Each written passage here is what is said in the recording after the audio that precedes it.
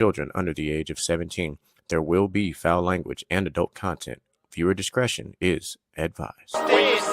When I'm in my zone, I feel like I'm alone. I feel like I'm unknown to the world that's full of clones. My originality's focused on principalities broken. I'm loaning my heart and soul to the game that's scared to pay it back. And failure is a motherfucker. The strength to go on and believing in another sucker who don't see the vision in you. So you gotta work harder times two. Gotta make it do what it do. With the limited sources you have, your dream is still a find motivation in you and inspire the world to do what you can. If you love it, then fuck it, get through it. Yeah. Mumble mentality activated. I waited for so long, and burdens I've outweighed. When you see me in my zone. Oh, yeah. You already know what day of the week it is. It's a hype-ass day of the week. We that much closer to Easter. It's the day after April Fool's Day. This was actually a relatively calm April Fool's Day. A bunch of dumb shit didn't really happen like we expected. So we survived. I think people were sick of that fucking day. I completely fucking agree because I was sick of it. I was like, man, and it's gonna get worse because now we got AI and all this other shit. So, some real dumb shit was happening. Now, the funniest shit I did see was somebody had a picture of Dak Prescott and Jerry Jones holding the Lombardi, and then it said April Fool's Day. That shit was hysterical.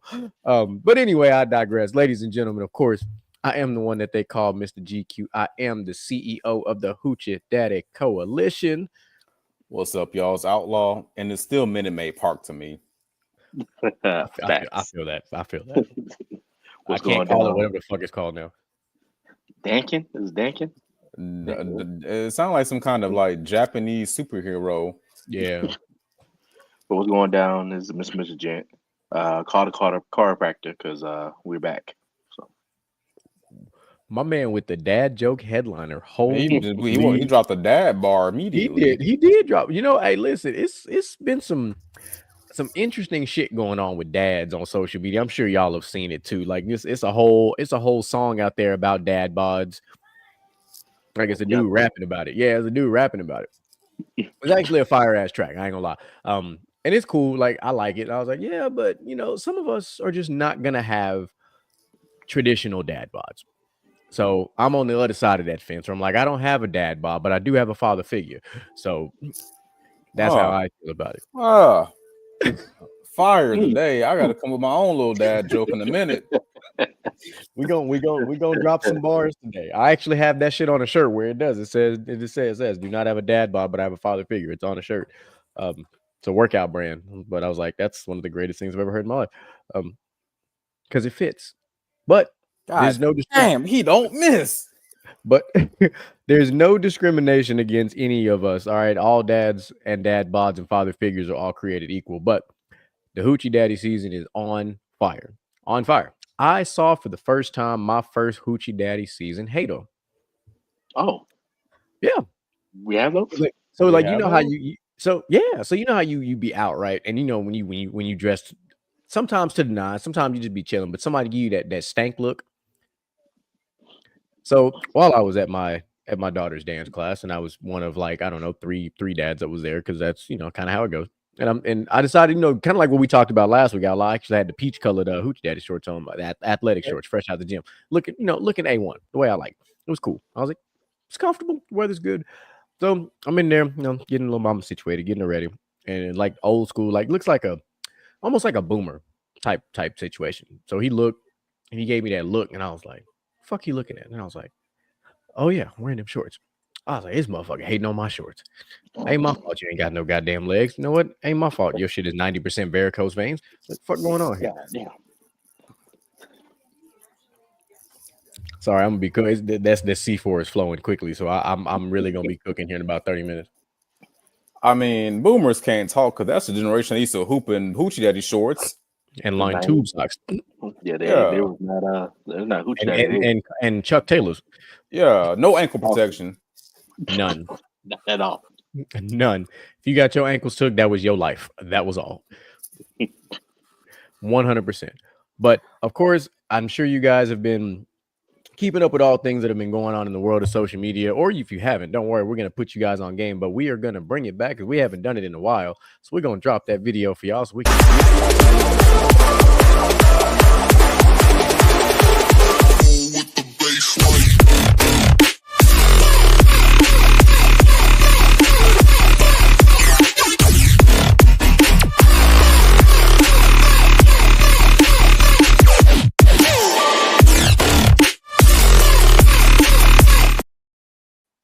All right. So of course you see it. What's trending? That means that there's a lot of shit going on in the world of everything. So I'll start with this.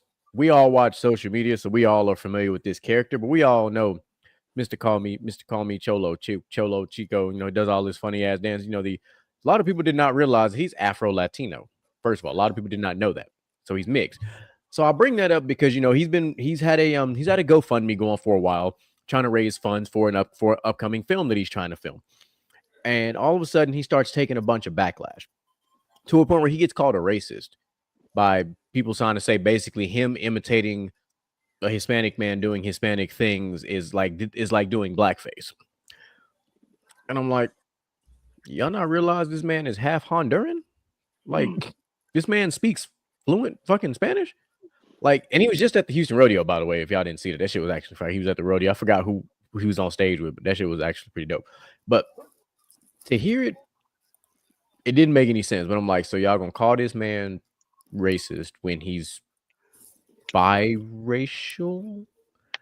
And I'm like, I'm lost. Like this man done been hired to work to do quinceañeras and weddings and all this other shit, and not a single person on the planet has been offended by anything this man has done. Actually, we've laughed our asses off. This man been doing this shit for like 12 years. Like he's been a comedian for 12 years. Like the same, hip thrust forward, rounded, hipped around. He had a whole crew of people. Like, it was normal, at least to us, I guess. But now all of a sudden he's being called a racist because of all this shit. And we're like, wait, what?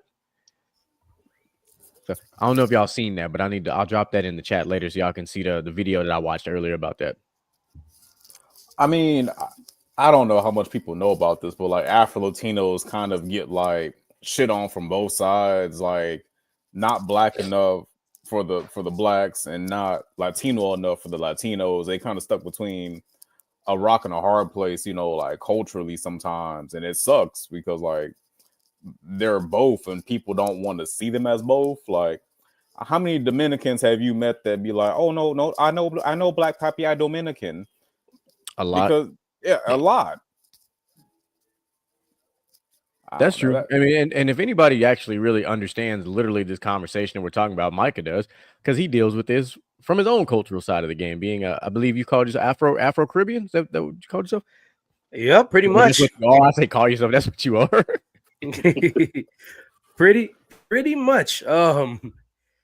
When the Spanish people see me, they talk Spanish, or they speak Spanish rather, not talk. They speak Spanish, and I'm just like, I'm Caribbean. I speak English. Like, oh, you look Cuban. Do you speak any English? Yeah, like you look Spanish. You look Cuban. Hispanic. All of it, bro. They tell me all of it. I'm like, you found out you look like a Dominican MLB player. No, and that's why I don't keep my mustache. Play a Minute Maid. Hey, look, where my contract at? If I look like that, where my contract? I shaved my mustache over and over again until I grew a goatee because of that. I don't know. By the way, sorry for the late arrival. I had just got home. It's been a long 2 weeks at work. You ain't got to explain nothing, brother, but your second job starts now. Or really your third after DJing.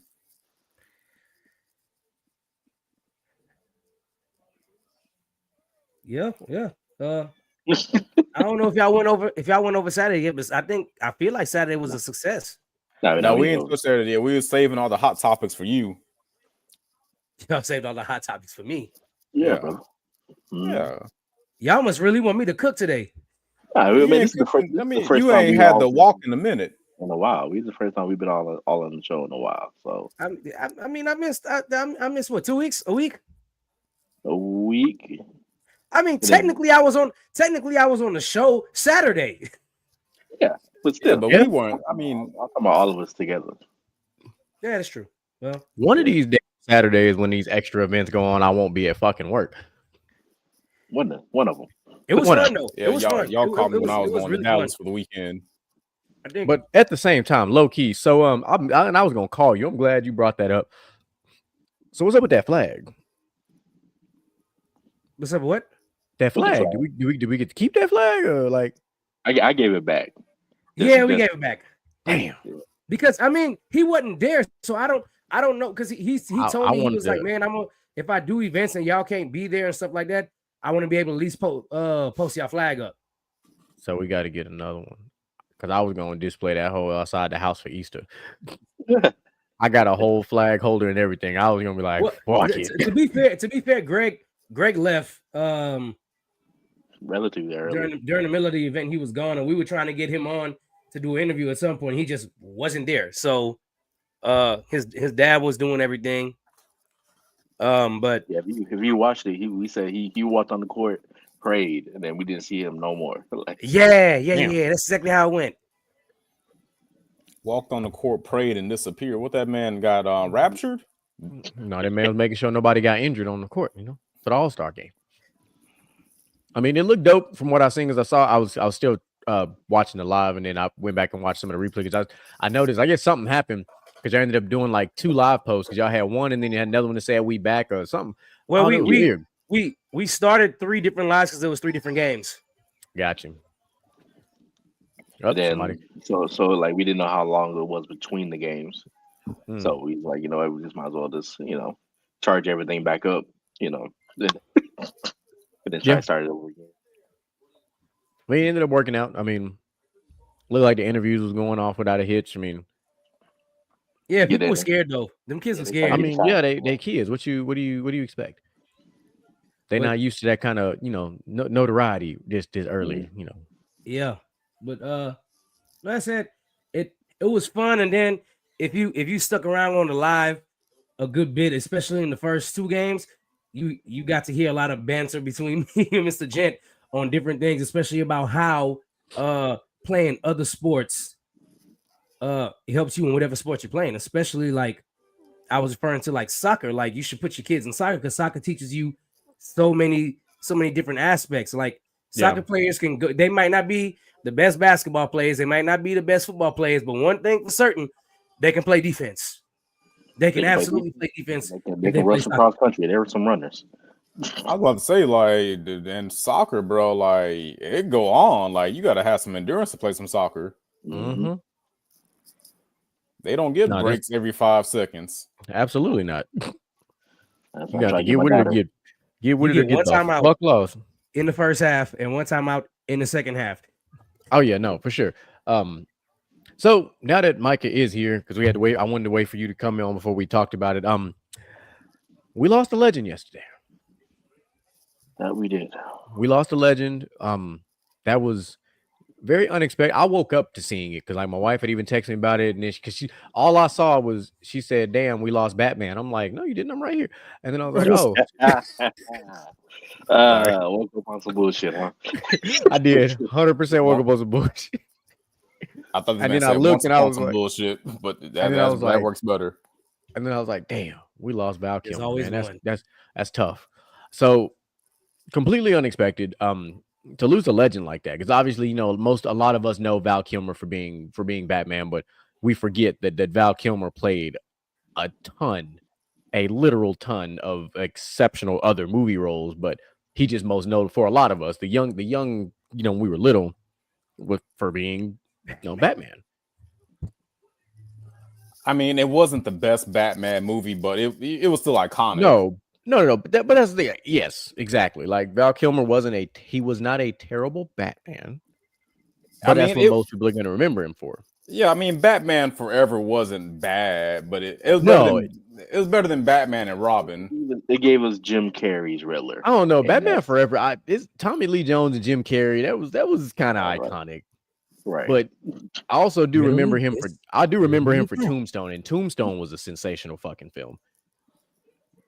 And of course, Top Gun, because he had to be in Top Gun. But he actually made it for the last Top Gun, which yeah. But I mean, like Val Kilmer, like if you go through and look at all of his I think they call it filmography, as opposed to discography, like this man like did not age like for a very long time. Like I forgot he was in The Prince of Egypt. I ain't gonna even lie to you. I had to go look it up. I was like, wait, what? I was like, oh shit, I completely forgot. Yeah. I was like, some Val Kilmer shit. But then I was like, oh, all right. And now I'm looking at some other shit. And I was like, oh yeah, he was in the 2004 rendition of Alexander. That's true. He was in Deja Vu, one of my favorite Denzel Washington films. It's a very underrated film, which is hard to say about a Denzel film, but Deja Vu is very much an underrated film to me. Like it does not get talked about with some of Denzel's best films. But the Love Guru with Mike Myers, that was a goofy ass movie, but Let's see what else. There was. Let's see what else. Double Identity. Double Identity was good in 2009. That one actually. Oh, and MacGruber. We can't forget MacGruber. We were like all basically everybody but Jim. We were already in college when MacGruber came out. That was 2010. He had some good roles. Tom Sawyer and Huckleberry Finn. Planes. My man's voiceover game is 5 Days of War. Oh, I forgot he was in that movie Blood Out with 50 Cent. I feel like I had to go back and watch Prince of Egypt one time for the one time though. Yeah, you know. It's a great movie. Just not too long watched it. I love that movie.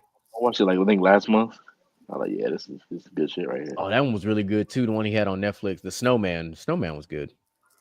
Kiss Kiss Bang Bang was a good one. That was like one of Robert Downey Jr.'s comeback movies after he got out of rehab and got his life back on track before he became Iron Man. Not to mention Hardwired too with him and Cuba Gooding Jr.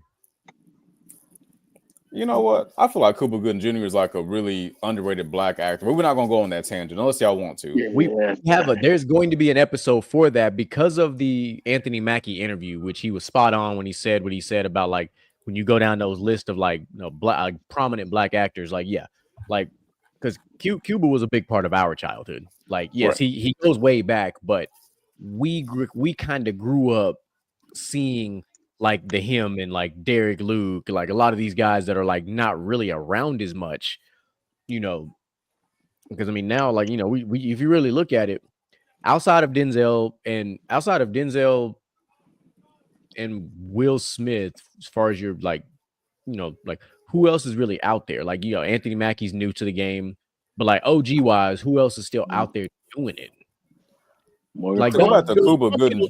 Cheetah every now and again pops up outside of the. Should have been out for a long time though. Like people don't understand he has a deep filmography as well. And then Idris Elba, he's kind of more on the show tip versus the movie tip now.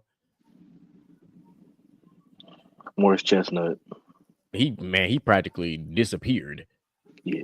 But Shamar Moore didn't because he ended up on SWAT and everything else. It was like, you know, so, and Criminal Minds, like, you know, like Shamar Moore kept going. Oh, there was another one. That was in the movie with both of them, in the brothers. Not the brothers, but fuck.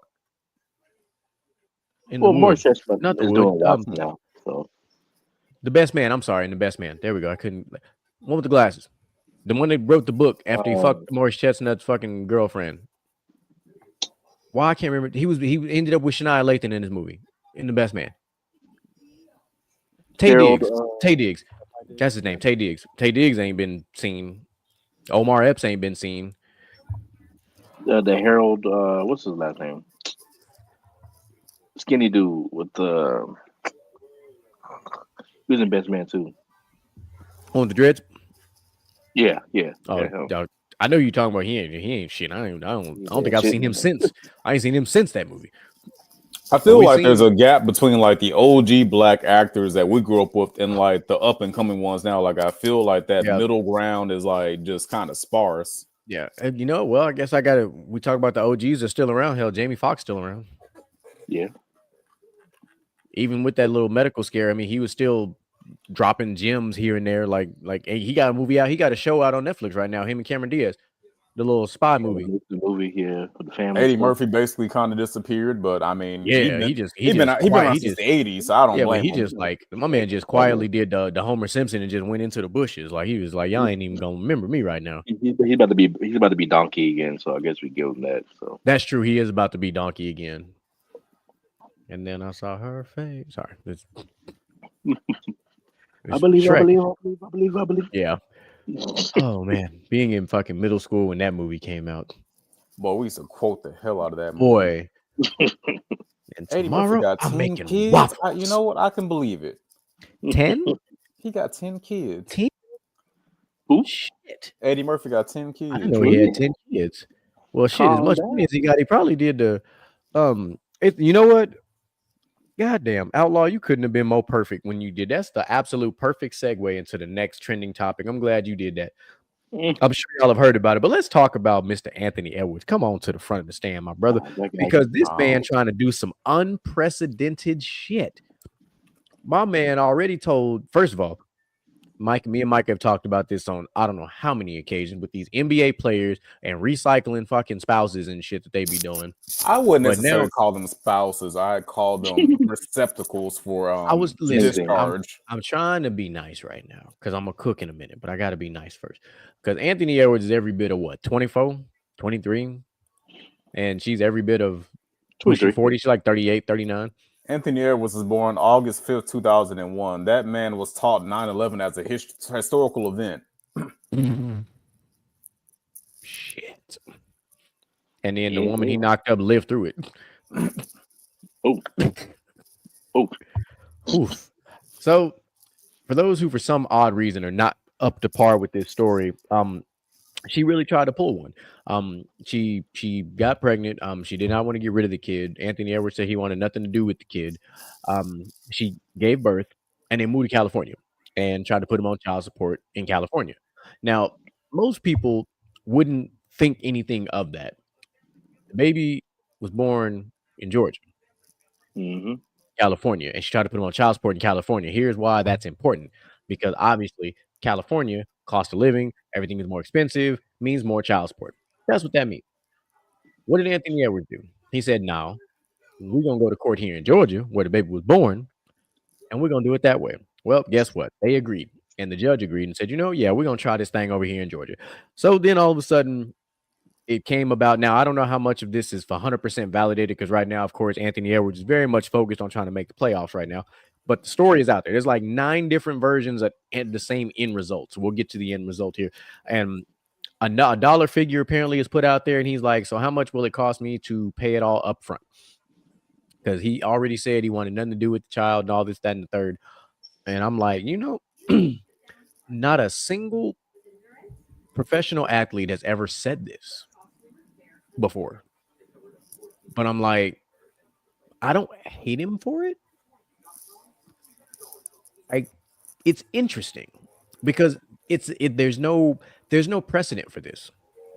If it goes through, if it's indeed true, there's literally no precedent. And what this could do, like let's just say something dumb. Just say he had to pay $5,000 a month, just for the sake of discussion. All right, so that would be $60,000 a year times 18. He would pay $1.08 million. $1.08 million. Round it up if you want to $1.1 million for 18 years. That's how that would shape out if that was a thing. And it's smart too if you think about it like from this perspective. Like I say it's smart. This is a weird conversation to have. But I say it because he has not signed a new contract yet. He's still rocking with old money. I guess that's the way we'll call it. He's still rocking with old money. So what I do wonder is if, let's just say a judge, hominis dominus, blesses off on it, he pays the 1.1 milli, and then he signs a $300 million contract. What happens then? Because we've kind of heard all the different things, with child support in the way that your money, if you make more money, all the the adjustments. But I imagine if a Georgia judge blesses off on this, there has to be some sort of paperwork somewhere that's filed that says, okay, this is what he's gonna do, and this is it. Like you can't come for an increase, like you can't do this, can't do that, like whatever the situation is. I'm genuinely curious to see what the end result of all this is gonna be. If it actually gets there. I know what the end result will be. Let's say hypothetically, old girl got a lump sum of child support, she gonna fuck that shit off. Like, ain't no way she gonna actually,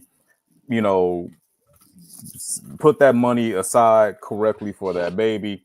She gonna spend it on hair, nails, being all highfalutin and Real Housewives of LA and what have you.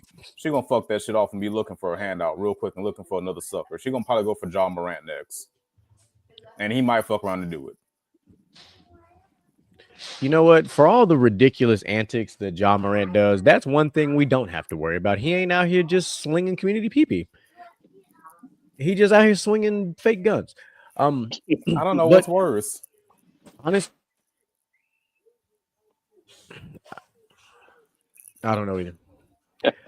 But no, I think the smart money would be in this scenario if he does do this. The way that would make the most sense is if he does it, put it in a trust that is X amount of money coming out at certain times, as opposed to just all at once. Because then exactly what Outlaw says would happen.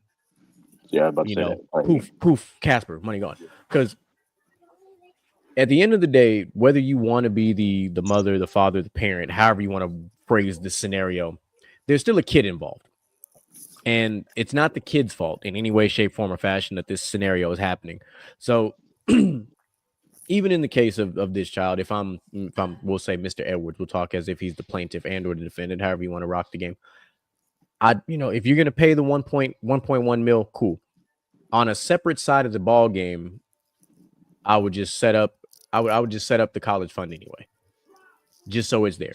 I ain't telling you to put a million there, nothing crazy like that, but you could put 3 in there, you put 300K in there.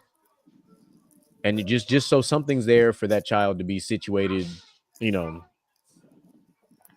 Earl 100% right about that. He need to. I don't even know if he need to learn sign language. That might sign language might be worse, hell. And we're gonna talk about our favorite dumbass millionaire here in just a moment. So y'all stay tuned for that. But DJ Michael B, what are your thoughts on this whole Ant-Man scenario? Boy, let me tell y'all something. I've been cooking on this shit all day. Let me explain something to y'all. All right. What's up, EB? I ain't even see your comment. Maybe Jeremy put your comment up there. My boy Earl Bundage. Y'all remember last episode I was on, Bundage was on here. Was I know. I need Earl to be in the H one time on a Saturday so we can hoop. Which we got to talk about that too, by the way. We'll talk about that later on the show. Play basketball, bro. I'm talking about we got to talk about the hoop session that happened. But I give him his props. He'll get out there and run. He will get out there and run, and he will rebound. Some people might think he's too physical, but he will rebound. But back to the conversation at hand, because man, I heard it sounded like a picture fell.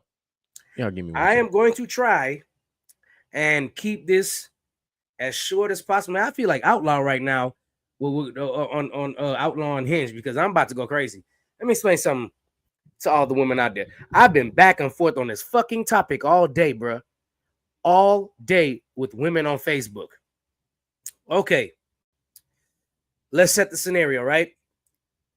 Let's say this is the opposite way around. Let's just say Anthony Edwards is, hell, he's one of us. Decent living, good guy, about his business. He's going to take care of his business and go home and do what he do, wake up, handle his 40, 50 hours a week and live a good life, right? He meets a girl. She's rich. She's famous. They go out for some drinks. And they go back to the house. They sleep together. Not only do they sleep together once, they sleep together multiple times because they enjoy it with each other. She gets pregnant. And she's like, look, I got to tell you something. I'm pregnant. And you're a father to be. You're excited. You're happy. Man, I can't wait. I can't wait to see my kid, this, and that. And then she's like, but I'm going to have an abortion. Well, I don't want you to have an abortion because I want the kid. Well, my body, my choice. And now you're stuck as a father, or as a father to being a guy, stuck with a woman who has made her choice to kill the kid and to kill the seed that you planted in her. Now let's flip the scenario. And people like, them girls are like, yes, queen, it's your choice, it's your body, you're this, and that. Okay, let's flip this damn scenario now to the real scenario. It's the opposite way around. The girl ain't rich. I don't know what she does for a living, but I don't even stack bread. She's what? Stack bread. Okay, yeah, there you go. No, that's what she does. That she's anyway. So now we turn around now. Hey, look, Anthony Edwards is already a dad. He just had a baby not too long ago. If you watch the documentary on Netflix, Starting 5, you know this already. So Anthony Edwards is basically like, look, I don't want to have another kid right now. You know, I want you to have an abortion, right? And the girl is now like, well, no, it's still my body, my choice. So now she doesn't have an abortion and forces you into fatherhood now, even though you didn't want it. And the courts are going to side with her and award her child support. But when the shit was flipped the other way, they did nothing to say, hey, you can't kill this baby and you can't abort this baby because the dad wants it. And that's the shit I be talking about right there. And they're online talking about he ain't shit. He a deadbeat dad, this, and that. What the hell was the hate for that woman? It was, yes, queen, your body, your choice. So now when she's now when it's on the flip side, and Anthony Edwards don't want to have a baby, oh, he shouldn't have a say. Man, y'all done lost y'all fucking mind on this damn topic. Let me explain something to you.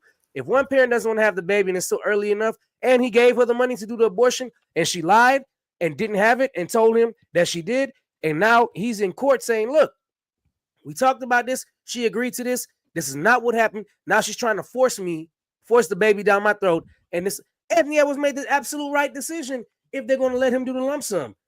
Hey, 18 years, $5,000 a month or whatever it is a month. This is what you get. $60,000 a year, 1.1 million. I got the money right here. Here you go.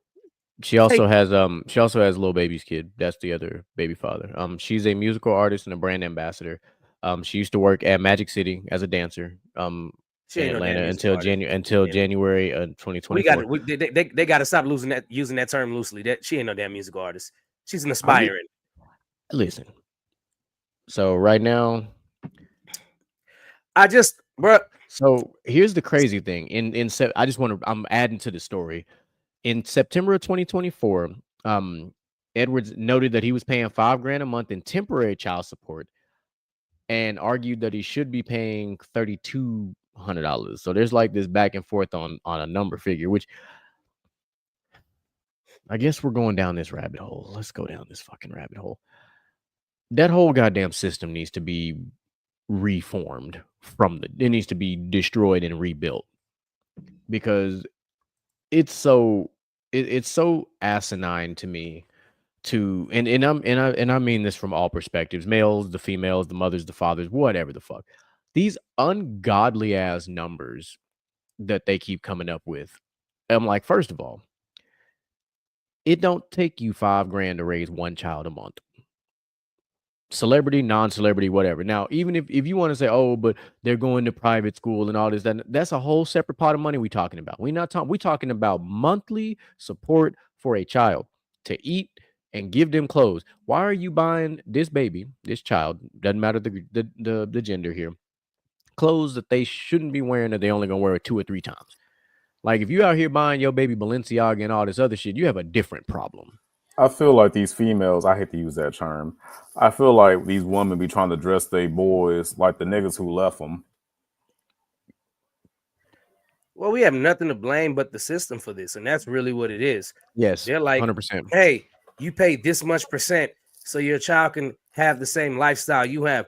No child needs the lifestyle of a freaking celebrity. Not even a little bit. No child needs the lifestyle of a celebrity.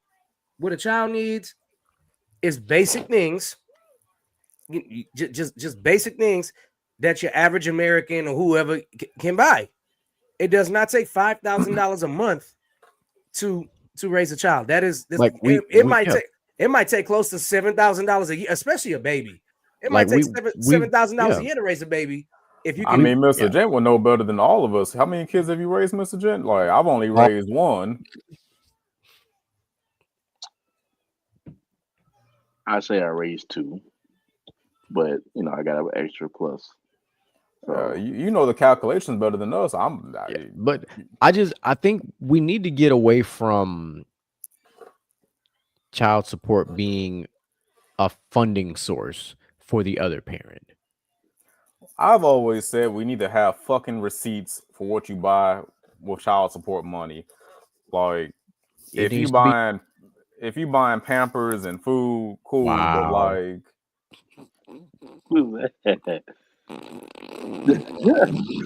they had to be swarm of old work people. So extra gravy. Exactly where it's from too. Yeah. So sick of love. Oh, my bad. if they put child support on a card that you could only use for certain purchases, boy, goddamn, folks will be hot.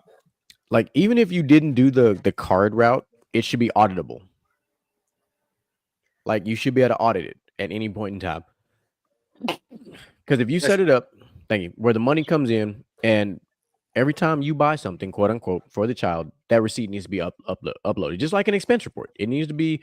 If you treated the child support system much more like an expense report, you'd be amazed how much shit'll probably get accomplished. Because but I can't take a picture. Listen, you got a phone. Just like we can snap a phone and deposit a check, you can snap a phone and deposit this receipt. Stop playing. If that receipt is lost, then that's money finna be lost. Oh, okay, we missing $1,200. That's $1,200 you not finna get the next month because you didn't put that receipt in there. Like that's how it needs to be structured. Because now you can't justify where X amount of dollars is unaccounted for. So we're gonna go and subtract that until you figure it out. They also got to get away from this thing where it's like, well, if you're paying child support, but you're not in the kid's life, it's more than just money that you need. It's the time that the other parent is putting in, and this and that. Mm-hmm. Listen, that's all fine and dandy. Come up with one freaking lump sum a month of what that single parent does, and charge them that, and then figure out what the charges is going to be for the child. Like, hey, this is what I bought the child. This is the I can put the money on the card. Now, okay, let me see where you spent it. Did you spend it on the kid? Did you spend it on yourself? Because the minute I see nails on there and I don't have a girl, I'm going upside your head because you spent it on you. But the courts favor the women all the time. I will say I do think it's getting better. There are a lot more cases where it's becoming a lot more. I'm not going to call it 50-50 because that would be wrong of me to say, but I could definitely see it being a lot more along the lines of 60-40, 70-30, depending on the scenarios, just because I think the tide is changing. And I won't be surprised if there's some laws that come down before long, like especially in the cases where the father in question, or the mother, however this scenario breaks down, like is not on the birth certificate at all. Like, because now you telling me my name ain't on the birth certificate, but I'm expected to, now if you just basically, I'm gonna use a really fucked up term here. If you like dined and dash type of scenario and just didn't show up, that's different. But if you legitimately go through this whole process and you don't know who said person is, that's one thing. But if you know who it is and then all of a sudden that person nowhere to be found, but it can be proven via DNA test and all that other stuff like that, then cool, do what you got to do. But that also needs to be discovered. Like, I think like paternity tests need to be a part of the process, because we've seen a lot of cases, and I'm sure Jen, you've seen this too. I've seen some of this shit on TikTok of all places, where there'll be a kid and it'll be a father of some sort raising him, and then all of a sudden that father's not even the biological father. Yeah. And I'm not talking about on some stepdaddy type shit. I'm talking about somebody was told that this is their kid, and then it really wasn't their kid. Like that's fucked up. That's completely fucked up. Right. You don't start looking like the other person until they get later in age. Yep. End up on some Mari show type shit. Mm-hmm. You are not the father. And then I want that back child support back. Please. I want all the money paid. I need that. Please, I need that. If you're not gonna give it to me, I want your tax return from next year. Fuck all that. 100% sued for falsification. And this is what you get for fucking with me. Come on now. Because you done walked around and found out. Cause no, they really, that's been a thing, Oh yeah, no, for sure. The women have gone out and stepped out outside of a relationship and gotten pregnant and came back too scared to tell the man that they're with, just because he's a provider, and the nigga that you fucking with was just a bum, Yeah. So you can't take care of no kid, so you stay with a dude. Yeah, and my thing is, I've always been on this side of this game. Is like if you're married, for a perfectly prime example, and y'all get divorced, I think for the first year it needs to be 50-50, no question. It needs to be it needs to be 50-50, no question, for this one reason. It's gonna take about a year and some change to evaluate everything accordingly. So if you go 50-50 at the first year, or however long you calculate that, and now you evaluate everything. The jobs that the two parents got, if however that situation goes, the expenses, who's paying for what, who's doing what, like all this needs, because then you can actually make the right judgment call, if you will, when it comes to what should happen with said child. But it shouldn't just by default go to the this parent or that parent. Like it needs to be a lot more, I guess, streamlined is the word we're going to use. Yeah. And let's see, Earl said here I'm thinking the system focuses on the parent income. I could be wrong, and child support is charging me X amount of dollars per month, but will not hold the other party accountable where the money is being spent. Exactly. That's exactly what we just talked about. Like that part. Like, and I get it. Like, because then other factors are involved from at least all the paternity court stuff that I be watching. Like they do take into account, like if the other parent, whichever parent doesn't have majority custody, who's paying for the child, the health insurance, the daycare, the school, all that stuff gets factored into it as well, which sometimes can make that child support be lower depending on what the situation is. Like I know there was one really fucked up when I was watching on paternity court where like the two kids were in private school and the father was paying like, I think he was paying like $3,000 for these kids to be in like private school, and he was carrying the insurance and he was paying child support. And I'm like, whoa, hold on. Hold on. What are we doing? Like at that point, what are we doing? Like that's insane. And then they ended up adjusting the child support to a point where I want to say that my man was coming out of pocket like $400 after all the adjustments. I'm like, dude, if you paying $3,000 for private school, when not all, just because you want to put somebody in private school doesn't mean they should be in private school. If you're putting a child in private school, it's because you probably got some money, not just because you want to do it. Like there ain't no vouchers, there ain't no government assistance for private schools. Like private school is for people with money. Let's just quit bullshitting. Private school means you got money. That's what private school is. We know somebody very personally who was paying like about $1,800, if not $2,000 a month in child support. Had the kid on insurance. As soon as the kid turned 18, the mom kicked her out because she wouldn't get child support no more. Absolute trash. There's a law in Texas. If that kid goes to college, you still have to pay child support. Yeah, until they're like 24. I think it's still like 21 or 22. That ain't no child at that point. That's an adult. I'm sorry, I'm fighting. What you mean I'm paying for a sophomore in college still paying child support? No, that's a 19, 20-year-old. That motherfucker go get a job. No. When you can buy your own drinks, no. I say this. If I am paying child support once they turn 18 while they're in college to help support, the card needs to then leave the parent and go to the child. I'll give the money directly to the kid at that point. At that point, give me the routing and account number, and that money going directly to the account of that child at that point. Fuck the card at that college point. Can go get their own apartment. Why am I still gonna give your mama money if you living on your own? Exactly. Hey man, look, I'm just saying, a lot of kids believe they can't go to school full time and have a job. Because it is hard. It's not hard. That they don't, but they don't believe that they can. They won't do it. This generation ain't built for that type of work. Going to work, going to school hours a week with my senior year in college by myself. It's possible. It ain't easy, but it's possible. Micah, we went to college with Caesar, who was taking 18 motherfucking credit hours at Lee College and working a full-time job, and was in the choir with us. Like we seen this firsthand. Like that man one semester, this man took 24 hours. I've seen it. Listen, that boy Cesar was wild. He was really trying to finish college quick, if I'm being honest.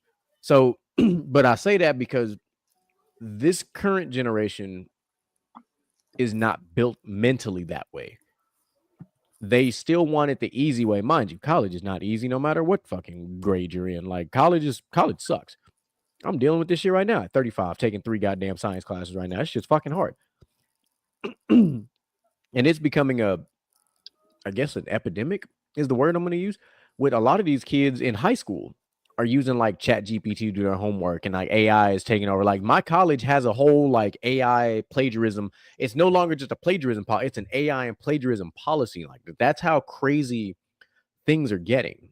And I think I was watching an interview and it was at the lady that played Claire Huxtable on the Cosby Show, and she talked about it, and she said the problem that we're dealing with stuff like this is like it's kids are no longer learning. So where's the knowledge? Where's the intellect? Like where's the actual skills coming from now? Because you're getting all the answers from a bot on a screen.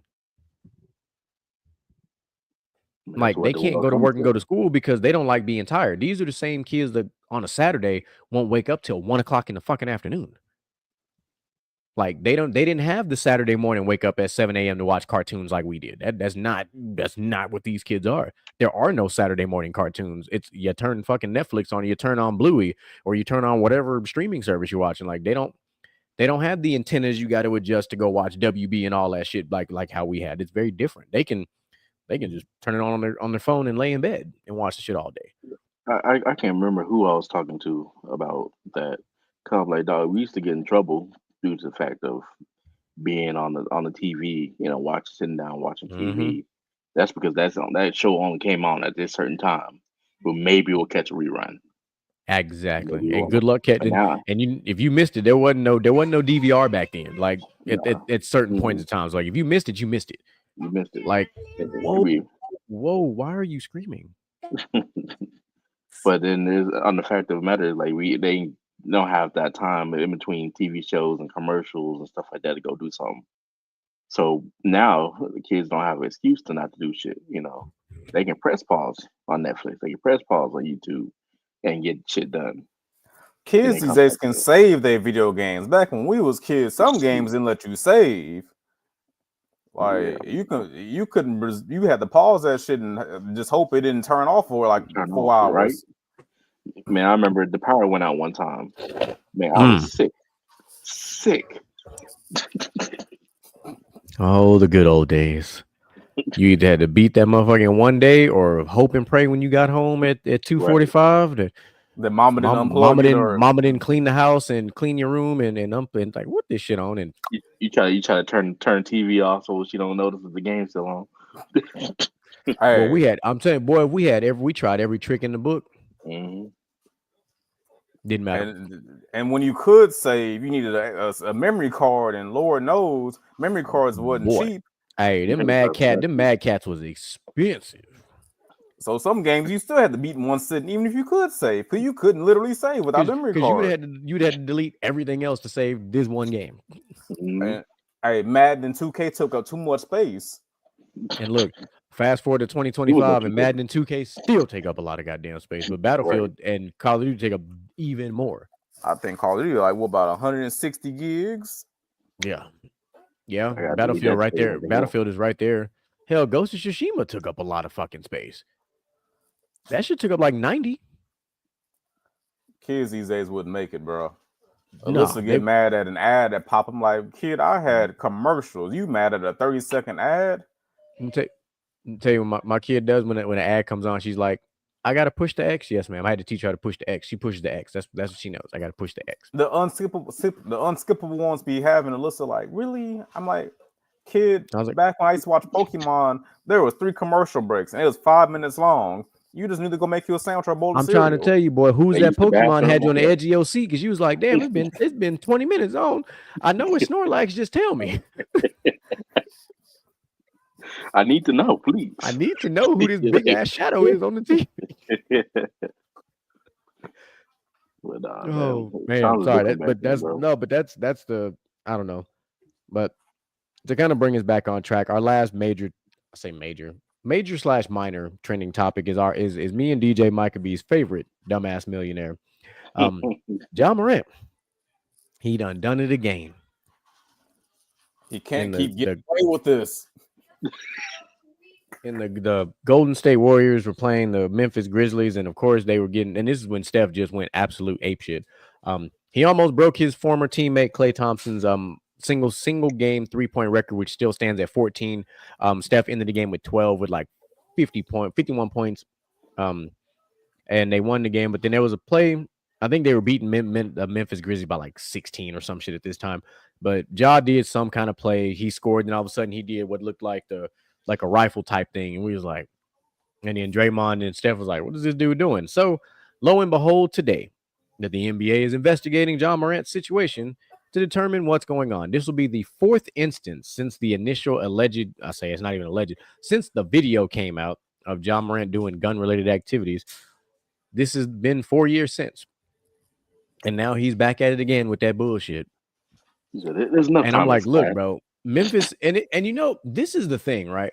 If I remember correctly, Micah might have to correct me. I believe Ja is in a contract year along with some other prominent players. So he's fucking up his own bag. Because if this is what keeps happening every time Memphis is trying to make a run to the playoffs and something happens involving John Morant, it's like, bro, we can't trust you. It's like trying to trust Zion to lose weight. It's just like not one of those things that happens very often. Like when you got to put a weight clause in somebody's contract to be a professional athlete, that's fucking sad.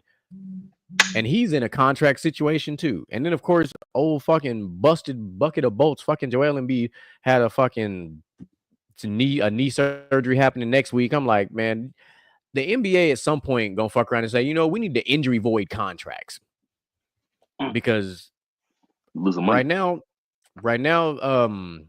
Ben Simmons out here looking like Kirk Cousins the way he been robbing people with all this money he made for sitting on his ass.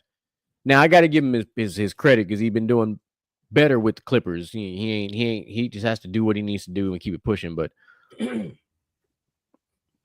yeah, oh man, that Detroit thing, man, that I can't even call. They tried to call that a NBA fight. I was like, that's about the modern day definition of an NBA fight because it wasn't what it still ain't. Nothing is ever gonna top Malice. It ain't nothing gonna ever top Malice at the Palace.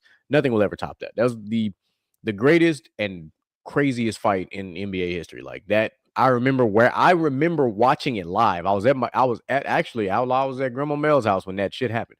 Watching it live. Me and her both was like, what is going on right now? I had never in my life seen, and you know, the NBA used to be crazy back in the 60s, 70s, and 80s. Nothing tops Malice in the Palace. Nothing.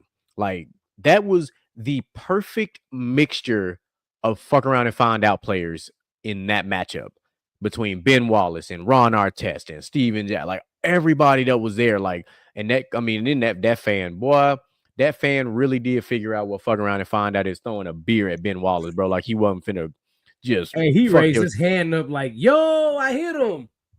And then what he get? He got a left, right. Got absolutely fucked up. But yeah.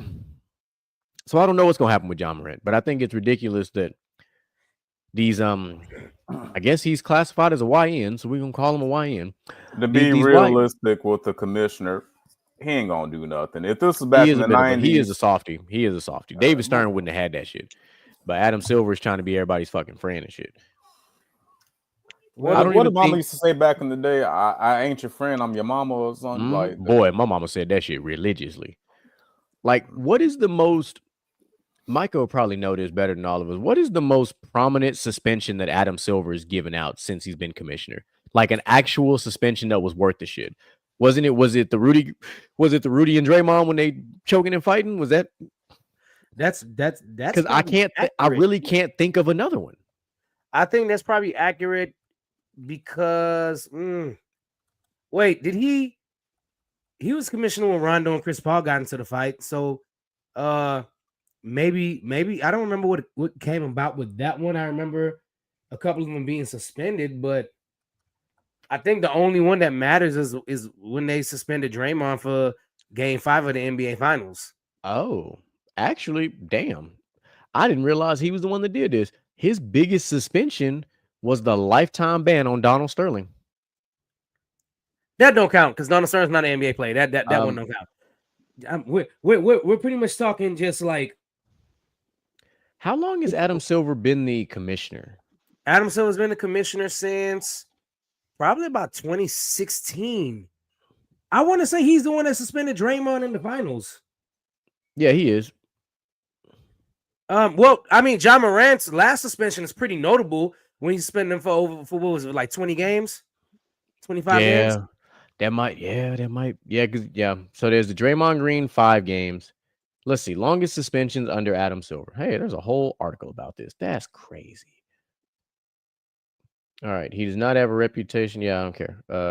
So the Rudy Gobert and Draymond Green one comes up. Artest for 86 games.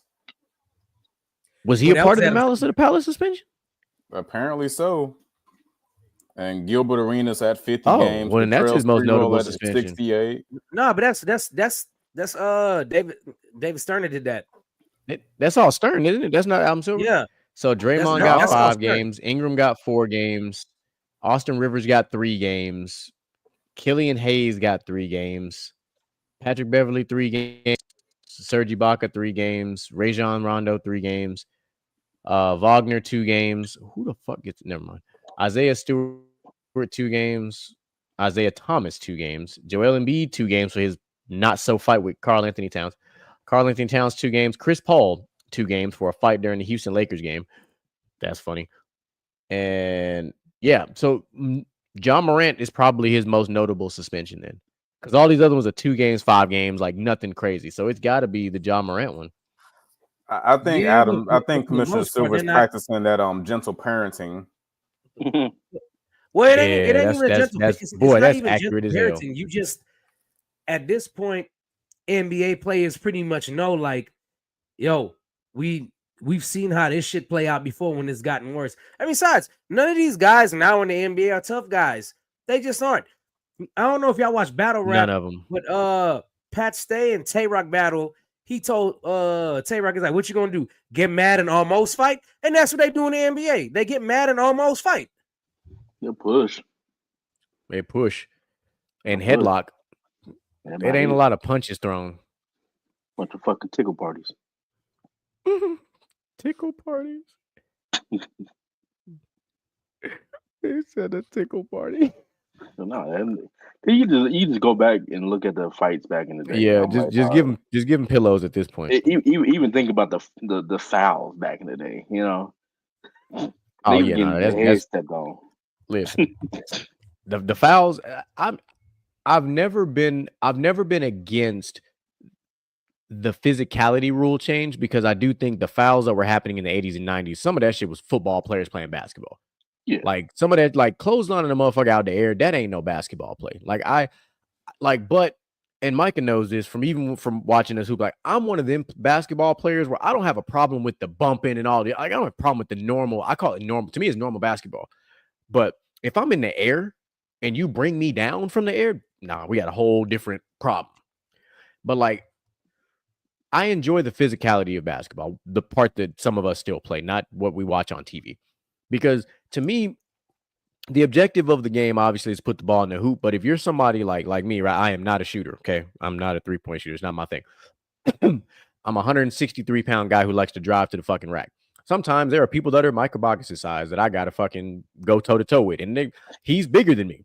If he hits me at the right angle, he going to knock me off course. And I got to be ready to do some D-Wade shit to make some shit happen. Like, I'm cool with that. Or getting knocked off my spot. Like fucking Jamali done decided to absorb a fucking whole ass toddler and gain that much more weight when we hooped a couple Saturdays back. Like,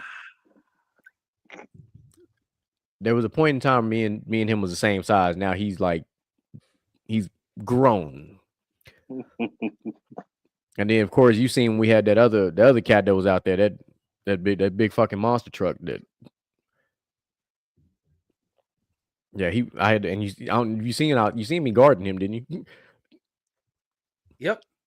I was like, fuck it, I'm already here. Like, I'm one of them people. Like, I don't give a fuck. I'll guard anybody. Like, I don't give a fuck if it looks like a mismatch. I'll fucking guard you. Like, I gotta at least hold my ground a little bit. I'm telling you, man, like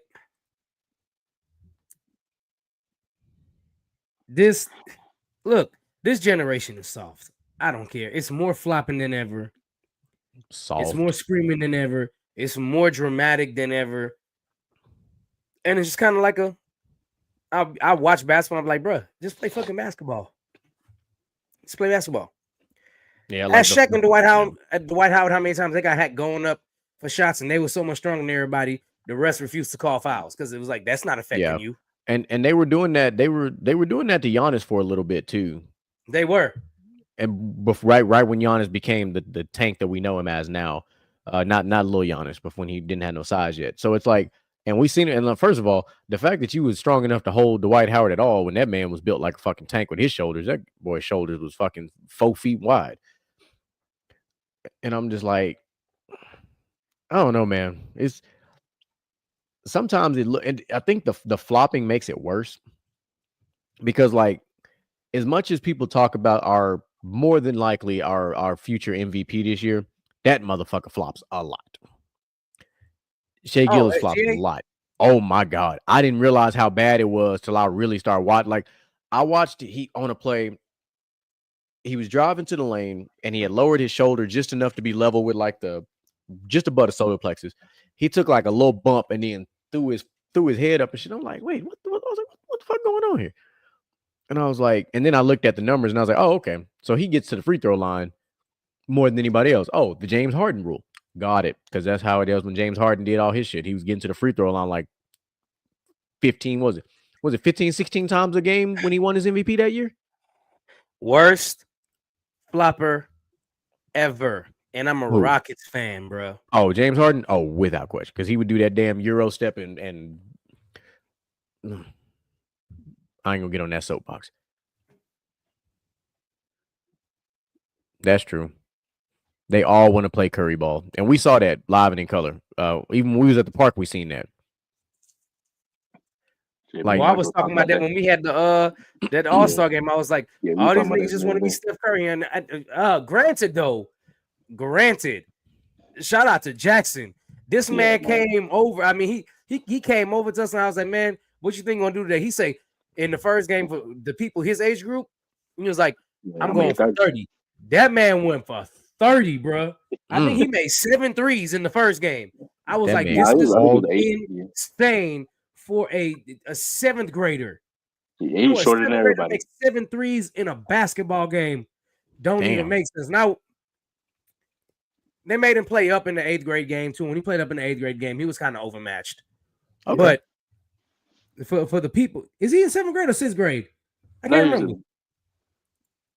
I think he was. He didn't say 5th. Did he say 5th? No, I think he said 6th. Yeah, 6th. I think it's 6th.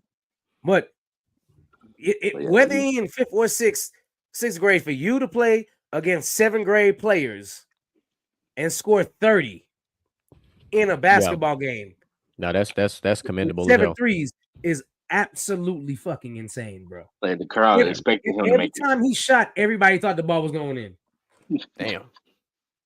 He was shooting, everybody was like, ooh, damn. When he was like, oh, I think he went like 7 for 12 in the first game from 3. And I was like, I couldn't go 7 for 12 right now. My life depended on it. Nope. I know I damn sure couldn't. But then like what kills me, and I think it's not even like I think the bothersome part for me is like I'm not even looking at it from like I guess they kind of call it an old head type of thing. Like it's not even an old head thing for me. It's a coaching thing for me. I don't like the Curry ball. Like I don't like that style of basketball. Like I love it for Steph Curry because that's his game. That's what he does. I don't like that everybody and their mom is trying to do the Curry game because it takes away from the way ball is played. Because I shouldn't cross half court, take 3 more dribbles and shoot from 7 feet behind the 3-point line. Like that's just the way the game is played now. That's why I stopped coaching boys basketball. Because the girls don't do that. Not very often. Not really. They don't. Even Caitlin Clark don't shoot from that goddamn far behind the 3-point line. Sabrina Ionescu shoots. They all shoot. I guess the line. Standard threes. But like now, don't get me wrong. We've seen Caitlin Clark pull up from a little further back, but for the most part, with coaching girls basketball, you can still coach fundamentals and play defense and rebound and box out and run transition. Like you can still play normal basketball. No way in hell you could do that in high school men's basketball. Oh no. But you know what? The team that could do that will probably win a lot more games. Look at this current NCAA tournament. You have 3 defensive teams and an offensive juggernaut. Tell me I'm wrong. Because U of H is a damn good defensive team.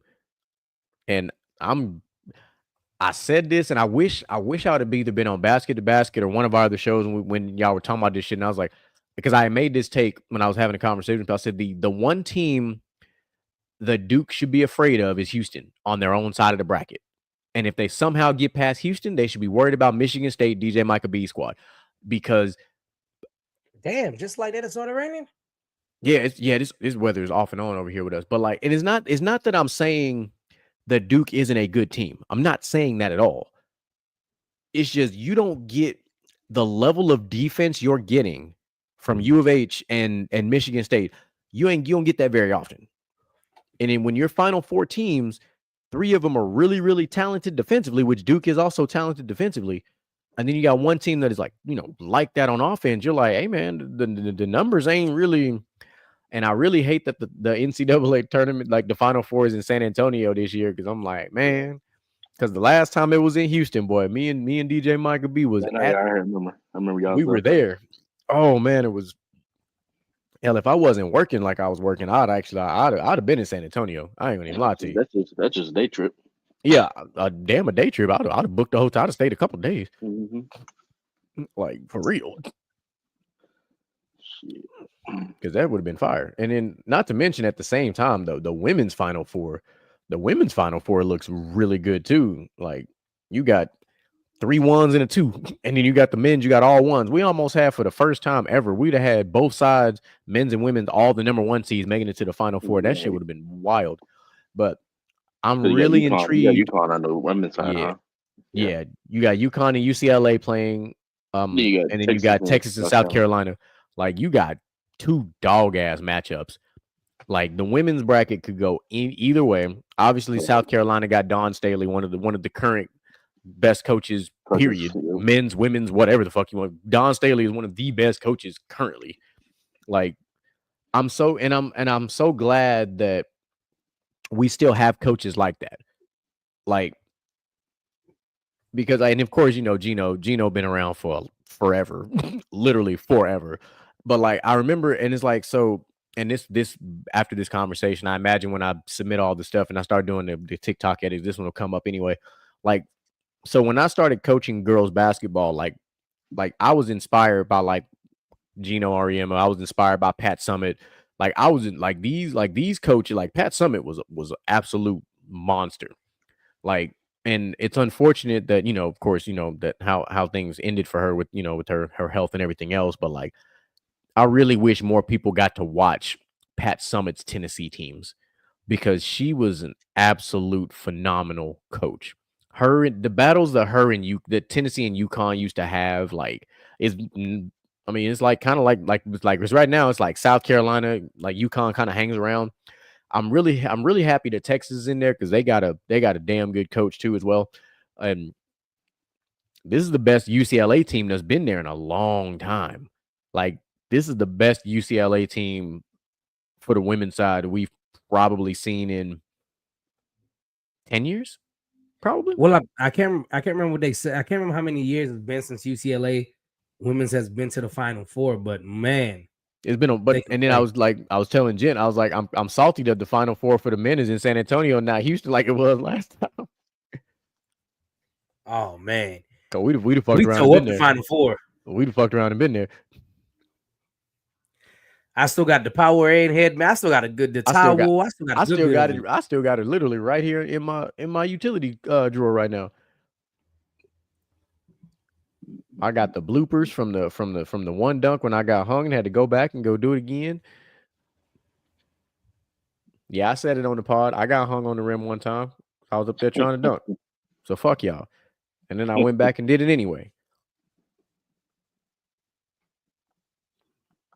My knees ain't built like they used to, so I misjumped. It's okay. Play us fuck up. No, for real. If you ever go back and watch the video, you'll see I jumped early. That's all it was. I mistimed it, and I mistimed the height because we were going up because they had like the rims looked like the old school singular wireless towers. So we started at the lowest one and kept going up, and then we got to the third one, which I want to say the third one was 8 feet. I think wasn't it 8 feet, Michael? The third one. The third goal when we were dunking, the third one is 8 feet because they kept going up in height. Because I think the first one was 5. I think it was 5, 6, 8, and then 10. And then I think so. I got caught up on the 8 because I jumped too early, but it's okay. But then we did that vertical jump though. I was like, yeah, let me show y'all something real quick. That video's still out there too, in case y'all want to really find out who the Yeah, fuck that I vertical am. jump was insane. Like, yeah, your boy still got it. Boy did a whole ass 39 and a half. Like, don't Okay. play with me. I'm still him. I still got some spring left in these knees. Yeah. No, for sure. With the Kyries on, same ones I was hooping with before. Something about them Kyries, man. We was doing it. But speaking of, how did the block party that happened that same weekend of the All-Star game? Did anybody go? Yeah, but I didn't get to go. I went to brunch Sunday. You went to brunch, and did you go back to 50-15? I was knocked out though. Yeah, I was at 50-15. I don't think he go nowhere else. We left. He only goes to 50-15. The boy having a good old time. We left before the Millennium Tour people showed up. That'd have been fun. Then we got our. That's a lot of people. You say a little before the Millennium Tour people. There's a lot of people coming through at that point. He got stuck. Oh, Micah got stuck. Oh, okay. Micah's me this week. Okay. Yeah. I think cause my internet was all fucked up last week, but it's probably raining like a motherfucking baby. How's it over there in Bellevue for you? I don't even know. I can't hear it right now. I hear it a little bit, but it ain't pouring down.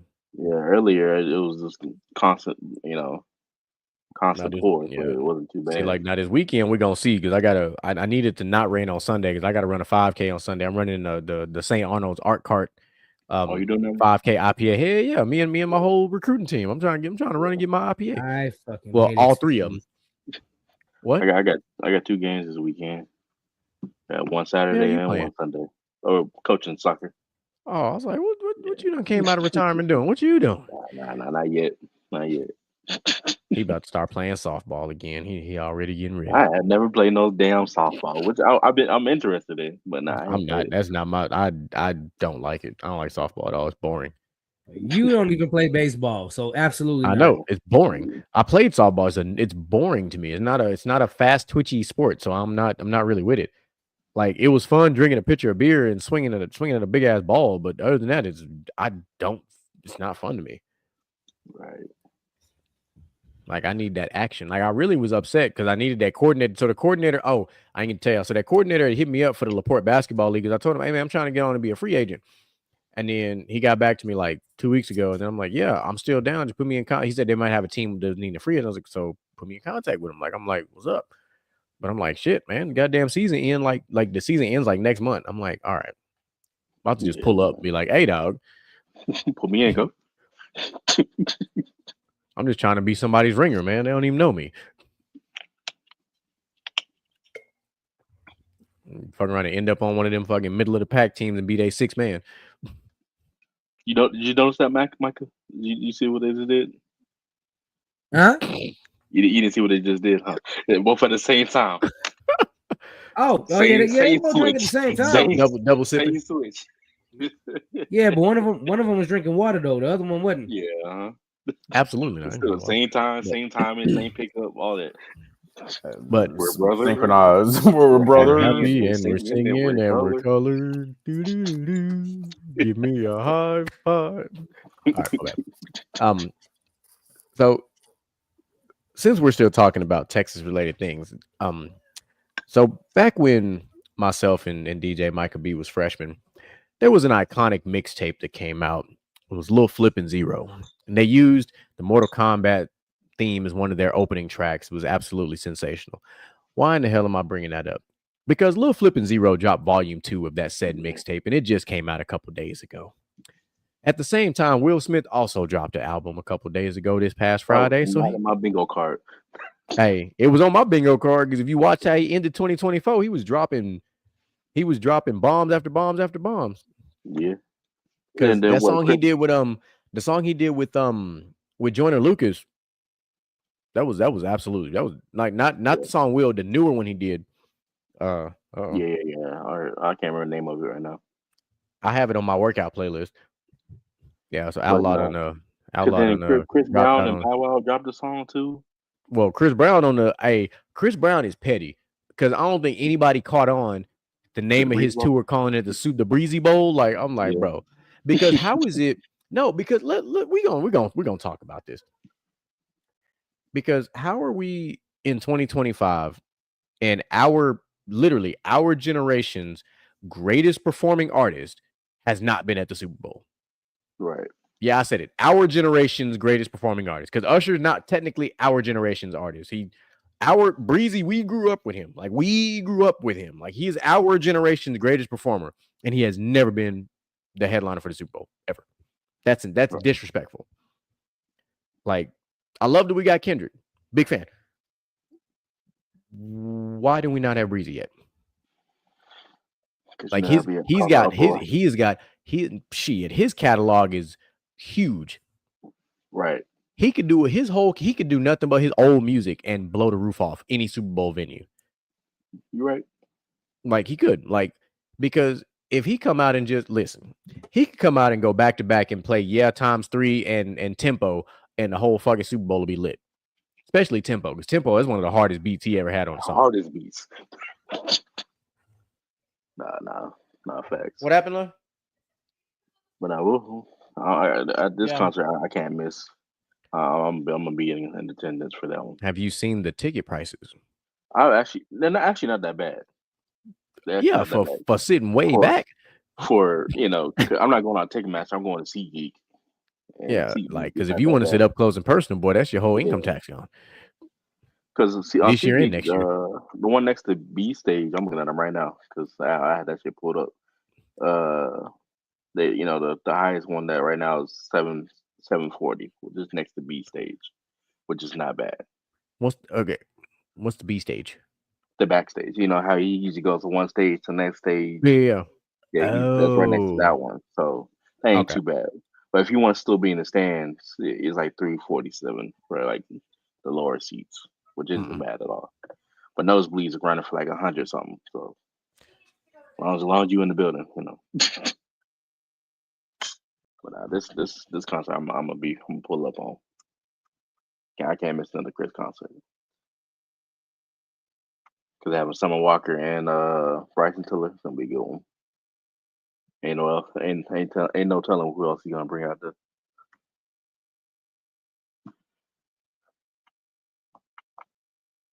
Oh, did y'all know that Akon dropped an album too or a song? Yeah, Josh sent to me before I came on. Yeah, that whole hard. Yeah, I haven't listened to it yet, but I'm definitely gonna listen to it probably tonight. It's called "Beautiful Day." Akon's "Beautiful Day" remixes. Yeah. Somebody else dropped some shit too that I wasn't expecting. I gotta get with Greg himself to get my headphones back because my computer speakers are not it. Well, you did leave your headphones at his place. Mics and headphones. Wait a minute, where these niggas go? I thought we were about to get ready to close out on the show. Shoot, our internet went out, and he got daddy duties right now, so ain't no telling. Lord. Well, I guess I might as well give that good old final thoughts since I am the co-host of the show. Mr. Jet, final thoughts? Oh, this man's stupid. Earl stupid. Child support, spousal support, physical support, Lakers in 5. Wow. But nah, it was a good show. That was what we talked about. I think if Outlaw was still here, I probably would have talked about the Switch, and everything coming out with that and that high ass prices. Talking about, Mario Kart World gonna be $80. Shit. I'm gonna catch that on sale. Am I gonna get the Switch too? Possibly. That's $500 though. It ain't gonna come out. I ain't gonna get it on release or nothing like that. But that's expensive as hell. But yeah, great show. tune in next week. I don't know what we're doing next week. We might do the round of 32. We'll see. Josh made that shit quick. Well, my final thoughts. Since Earl want to be funny, let me tell you how this thing gonna go. Paige Becker, Black and Decker, Woodpecker, South Carolina in the championship. That's how that's done. Oh, I guess GQ probably ain't gonna make it back. I don't go to some banners and some. Oh, I got a message. Maybe that might be from him. That is not from him. Yeah, so thanks. What in the world? Boy, my phone blowing up right now. See, Yeah. I'm tired though. I'm about to go laying down. Appreciate y'all coming back again. This boy said LOL. Make sure y'all tune in next week for another gentleman's talk. We are working. Oh, look, he's back. It was toddler night time. Did Earl said child support, spousal support, physical support, Lakers in 5. I said Paige Becker's, Black and Decker, Woodpeckers, Don Staley in South Carolina in the championship. Oh, okay. We going around dropping bombs. Shit. I ain't got one right now.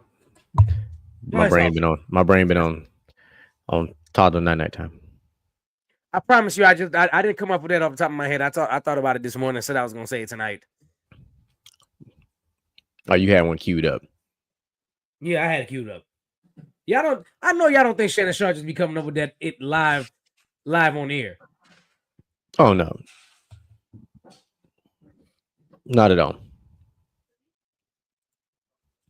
We just had a job fair, so we still hiring up and down. So you need a job in Dallas. That's the man. Y'all talk to Earl. Talk to Earl. USP. Make sure y'all put him down as a referral. You know what I'm saying? Get that man some extra money. Get him all his coins. USPS.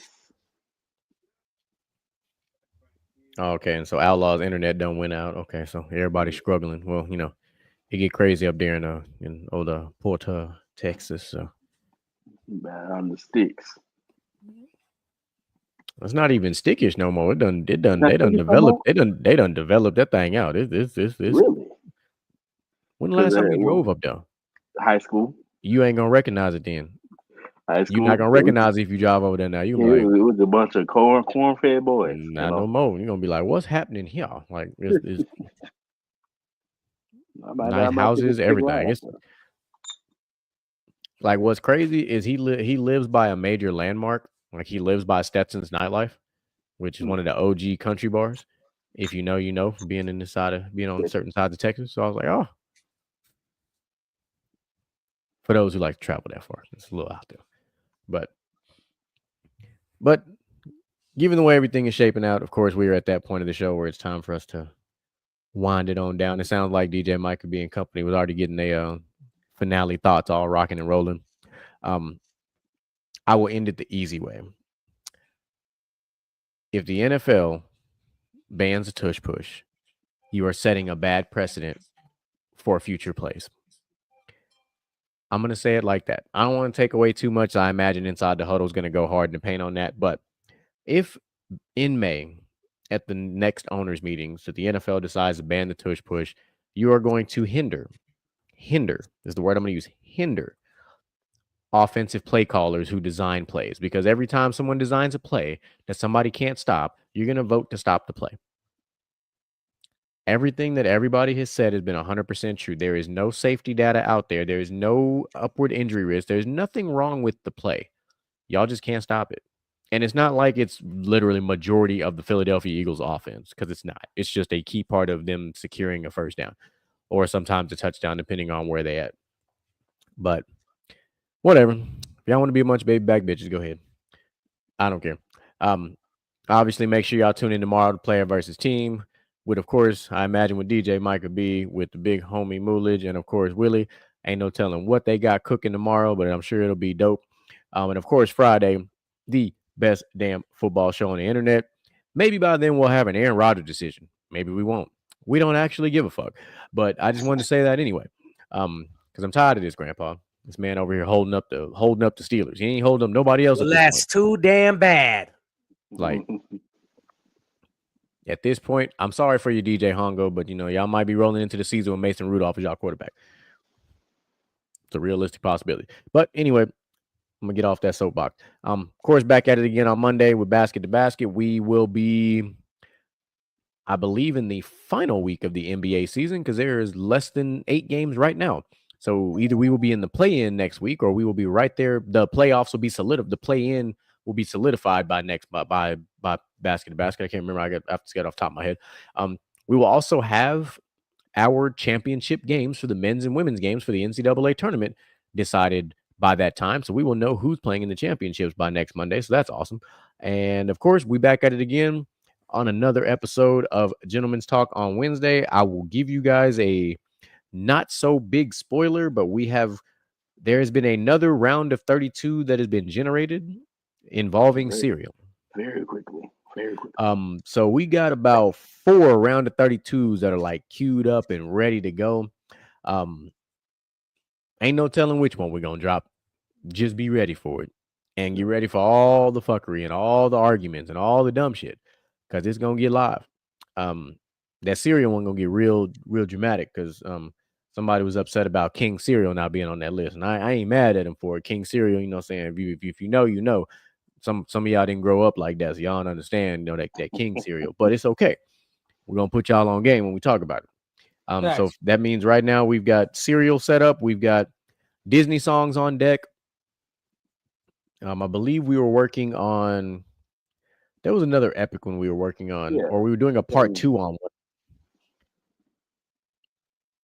I think we were doing a best of the rest on the villains. I think that's what it is because we did it, but we were missing. We were missing a lot of characters, so we did like a best of the rest. One more. No, we have one more. I can't remember what it was. More. I think it was music related again, but it wasn't Disney songs. It was another. Yeah. Was theme song? No, maybe I don't remember. I don't remember now. Hell, we need to do one on club bangers. Yeah, we do need one. Because there's a lot of club bangers out there. There's about 70 club bangers out there across genres. Mm-hmm. Oh, shout out to the Rockets for clinching. Yeah. Well, I mean, are you surprised? No. I mean, they were going to clinch. Their seed is still not safe, but they're definitely going to clinch a playoff spot because the number 2 through 6 is separated by like a game or a half a game at this rate. So like if the Rockets, which they did just lose to the Lakers can still fuck around and secure the number 2 seed in the West, which is crazy. Yeah. Denver just lost that crazy ass game from Westbrook going coast to coast on fumbles. Right. That's the type of play that makes a coach break a clipboard. Like that's how a coach breaks a clipboard. Because I don't know, man. Yeah, that's the best way to put it, brother. Because it ain't. I don't want because I'm not gonna put that whole thing on him. But I'm like, my guy, you too explosive. You should have went ahead and just dunked it, right. or just dribbled out because you had time. Even if he would have made the layup, there still would have been 7 seconds left on the clock. There's a chance with the way Jokic was playing, he'd messed around and hit a 3, and they'd have won. I mean, not Jokic, but not Jokic, but they would Minnesota. Sorry. Because Anthony Edwards kind of owns the Nuggets right now. The Nuggets have dropped like 6 straight against Minnesota. So that's not the matchup that Denver wants in the playoffs right now because Anthony Edwards has got their number. And he got the number for child support too. He do got the number for child support too while he's at it. I am looking forward to this NBA playoffs though. The Western Conference side of the game. Yeah, like the East is intriguing, but the West is gonna be fun. So that's how I see it. Like the West is gonna be fun. The East is gonna be interesting because it feels like we're on a collision course with Cleveland and Boston, but we'll see. Because Orlando is gonna have something to say about that. New York may or may not figure it out. I don't know. Milwaukee, I don't know which Milwaukee team is gonna show up in the playoffs. So it'll be the East will be intriguing. But that's really all I got on that. But appreciate the chat for turning up. Earl, good to hear from you. Hopefully we'll see you on the court here one of these Saturdays soon, whenever you're not hanging out in Dallas. And then we'll get DJ Micah B out there. Who knows? We might get Sherrod popping up one time on it. You know, you never know. Talking about in Dallas? No, you're talking about on the court. Talking about hooping on Saturdays. Yeah. Oh. At the Rosie Land. Why you think like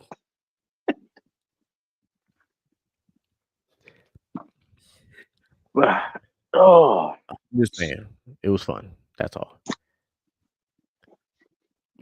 Except for Mike, it wasn't fun, Micah. He was frustrated, justifiably so. You need to hear that story, but maybe another time. Yeah, it is. You tell me that. You didn't tell me that, Mike. You didn't tell me you got frustrated. What? I ain't what? You didn't tell me you got frustrated. Frustrated might be an understatement, but you know. But it happened. It happened. It don't mean it's gonna happen like that every time, but it just so happened to be like it that time for various reasons. No, not various reasons. Same determining factor. The biggest killer of man is ego. That's how we phrase that. And that's also how we end the show. So as per usual, like I said, we love y'all and we appreciate y'all, and we are motivation in you and inspire the world to do what you can. If you love it, then fuck it, get through it. Mumble mentality activated. I waited for so long.